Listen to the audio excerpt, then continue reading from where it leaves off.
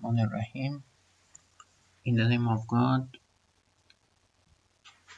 I hope your students will be okay. We want to start our course about embedded system design, especially with VHDL. But at first, for the introduction, we must have a brief introduction to embedded system design. Then the first lecture of our course is about an introduction to embedded system design. At first, we must define embedded system. Then this is our main question: that what is embedded system, or what is an embedded system design? What is an embedded system mean? What does an embedded system mean? Embedded system is an electronic or electromechanical system which is designed to perform a specific function. This is important, specific function, and is a combination of both hardware and firmware or software. This is another important thing, that the embedded system design is a combination of both hardware and firmware. Then we have two kinds of systems: embedded systems and general purpose computing system or general purpose computing circuits. If we compare these two kinds of systems, we will know that embedded systems uses special purpose hardware. This is a system which is a combination of special purpose hardware. But general purpose computing system is a system which is a combination of generic hardware or general purpose hardware. We can add to this comparison operational systems. Really, embedded system is a combination of a special purpose hardware and embedded OS operational system for executing a specific set of applications. But general purpose computing systems, this is a system which is a combination of generic hardware and general purpose operating system for executing a variety of applications. Then for general purpose computing systems, we will use general operating system for executing a variety of applications. There are many applications that this operational system support them.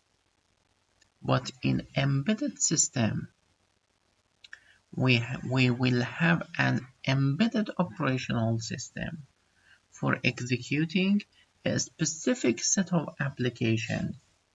We have a limited set of applications, a very limited and specific set of applications.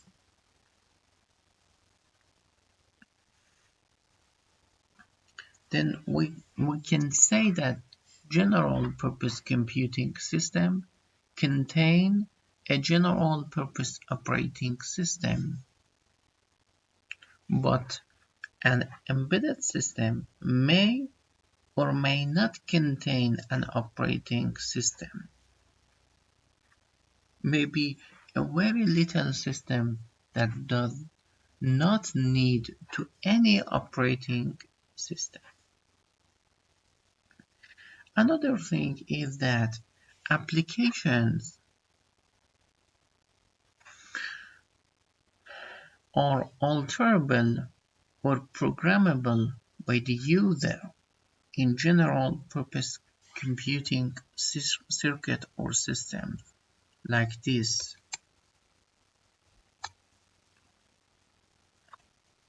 But the firmware of the embedded system is pre-programmed, then it is not alterable by the end user. Then we can see that embedded system is not alterable, but general purpose computing circuit is or are alterable. And some other differences. We can say that, for example, performance is the key deciding factor on the selection of the system. And in general purpose computing system, it is a very famous that we say faster is better. But in application specific requirements, performance, power requirements, memory usage, and some special or specific requirements are the key deciding factor.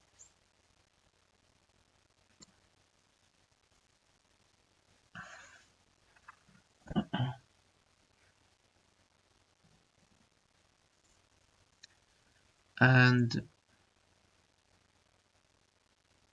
in general purpose computing system, response requirements are not time critical, but in embedded systems, for special or for some certain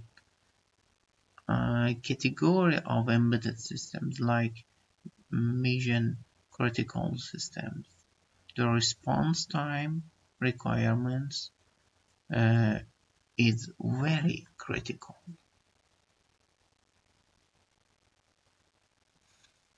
Okay, then at first we have a brief introduction to embedded systems, the definition of embedded system, and the comparison or the differences between embedded system and general purpose computing system.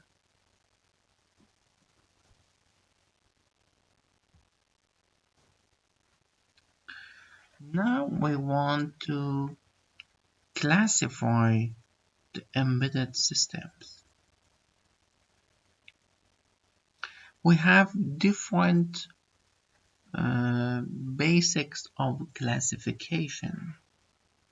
If we want to classify the embedded systems, it depends on our base. For example, based on generation, based on complexity and performance requirements, like this. Based on triggering, based on deterministic behavior. As you can see, we present 2 of 4 bases.